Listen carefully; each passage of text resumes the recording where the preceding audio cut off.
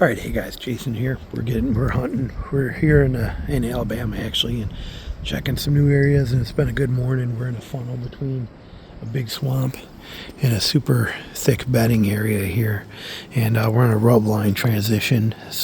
All these pines are all rubbed up real good through here, so we were hoping something come through this thick stuff here. Scent checking this things, but it's almost noon, and we want to scout some more stuff, and the wind is picking up. But I want to talk to you today. We're going to talk about some safety features here for you when you're tree stand hunting. Now, I use a front-mounted harness like you're seeing here. Okay, where my harness mounts in the front, attaches in the front. You can see my line right here. Not a ton of slack to it. Okay, but if I fall, this is going to grab here and lift me and hold me up. But it is going to also keep me facing the tree if I fall. So when that happens, I'm facing the tree rather than facing away.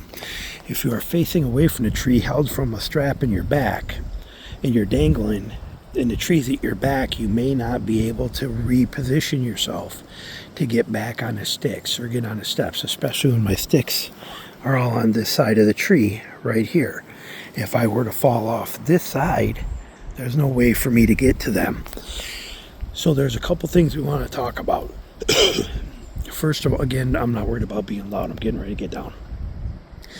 First of all, I do like the front-mounted harness better because of the fact that it is going to, 90% of tree stand falls happening when you get in and out of your stick. You can see my sticks there. Okay, it is transitioning from the sticks to the stand is when most falls happen. By being connected here in the front, like this, if I were to fall, I have that connection here. So I do that.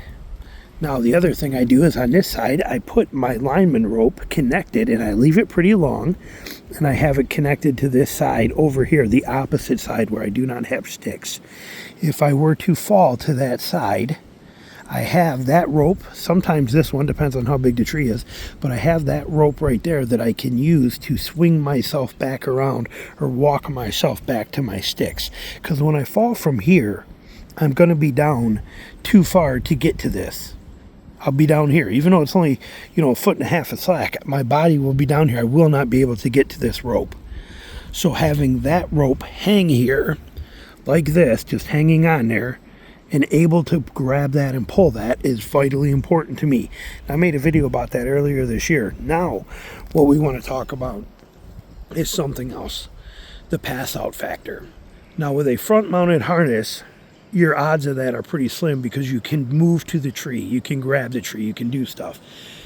And if I'm shaking a little, sorry, it's cold. It's very cold here. It's like 30-something degrees and high wind, so I'm kind of cold.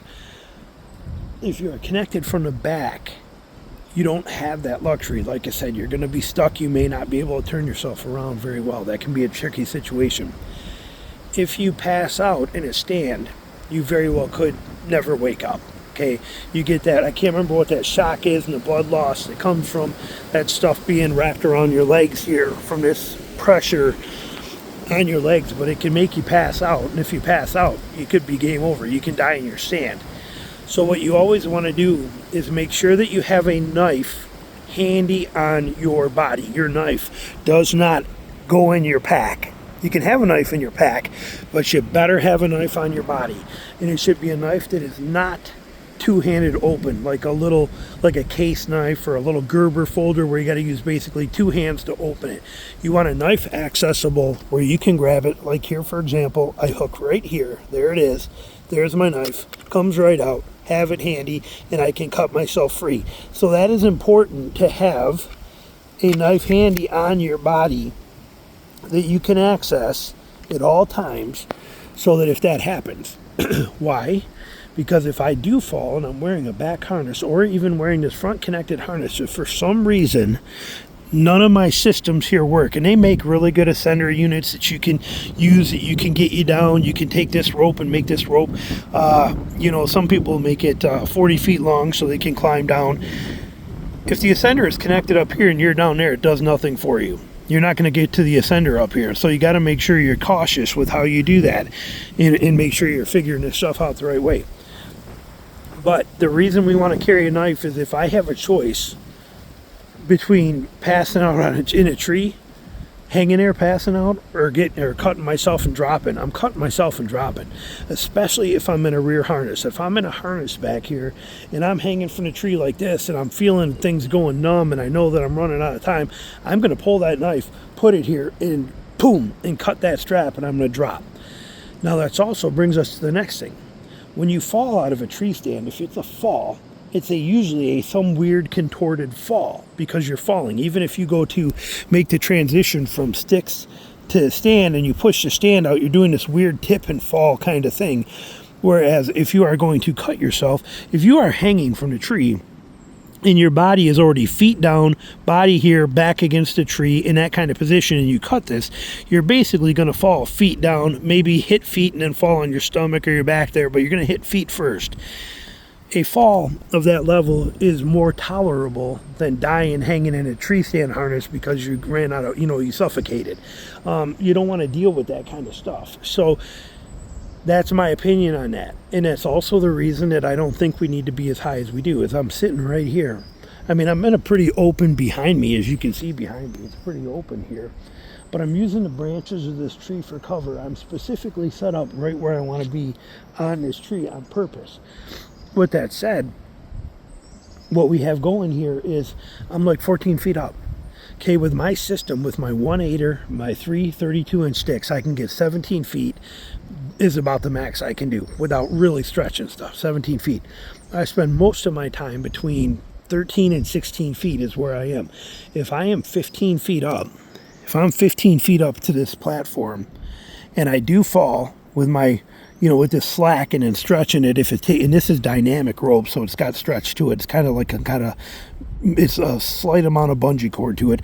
But if I'm down here and I drop down 2 more feet from 15, that takes me to 13 feet from the platform where I am here to where my feet are down there. If I'm 13 feet up and I have to cut myself free and drop 13 feet onto soft wooded ground, I'll risk that. Even if I break a leg, I'll risk that all day over dying hanging in a tree stand.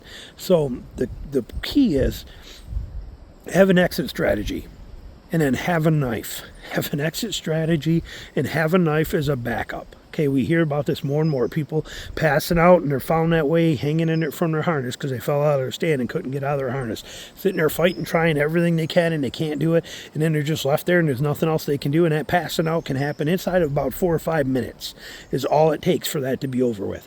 So that knife will help you get yourself out of that dangerous situation and keep your tree stand heights low. There's no reason there's no reason to be up there in a nosebleed section at 20 feet, 25 feet, 30 feet. There's just no reason for it whatsoever. If you're worried about the wind that bad, buy a scent lock suit or an ozonics or something like that. There's no reason to be, look at this tree. There's no reason to be up here. There's at the top of that. There's just no value in that whatsoever. Stay down here, get out of the nosebleed sections, get yourself a system that is going to work for you. Again, I have multiple redundancies. I am mounted in the front, which gives me the way to be able to get to the tree. I have my lineman belt hanging here that I can use, that I can grab onto to get to the tree. If I were to fall to this side and I couldn't get around to the tree because of reasons, I could also take that, hold on to it as tight as I can with one hand, excuse me, and then cut this strap and then slide my hand down there and help slow my fall and get me down another couple of feet even lower down, so it's only like an 8-foot drop. Okay, I mean, you have these kind of systems in there in play for you. You need to make sure you do too. But it blows my mind how many people that I know that keep their knife in their backpack and they have no way to cut themselves down if something were to happen. And something could very easily happen. And it's a shame that almost every year somebody either dies or, is hospitalized because of the fact that they're hanging in their tree stand harness because they fell out of the stand safe, thought they were being safe, and they were. But there they are hanging there. And unless somebody gets there to help them in time, they die.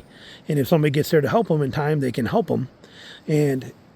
But all they had to do was have a knife on them and cut the strap and hit the ground. Okay, there was one guy that, what was that, a couple years ago, that poor guy died in a tree stand. He was found by another hunter. He was still alive, but the guy couldn't even lift him up to move him. He was already passed out, couldn't do it. There's nothing he could do.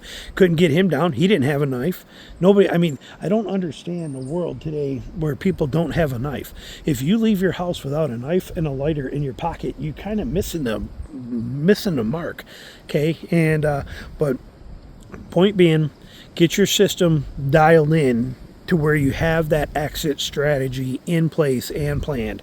And for the love of God, carry a knife on your body while you are hunting, for nothing else, for that simple reason right there. And make it a knife that you can access and deploy with one hand. If it's a folder, make sure it's got a thumb stud or like a spider coat hole in it where you can swing that out with your hand. Make sure it's easy to access, not buried someplace on you. And obviously you don't want it in your boot, you know, if you're hanging from a tree stand, you know, so make sure somewhere you can get to it and you can use it.